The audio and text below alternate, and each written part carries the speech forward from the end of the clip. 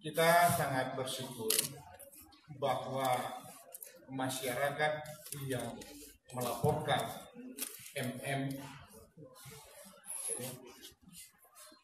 ini sudah beberapa bulan yang lalu dilaporkan sebagai PD di Palembang sini.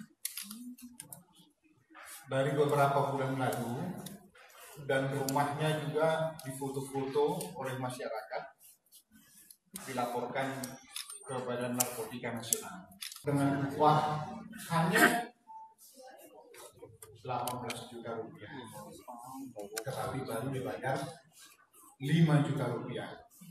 Ini namanya Ivan alias IP. Terus dia mengajak temannya, namanya Gili. Ya.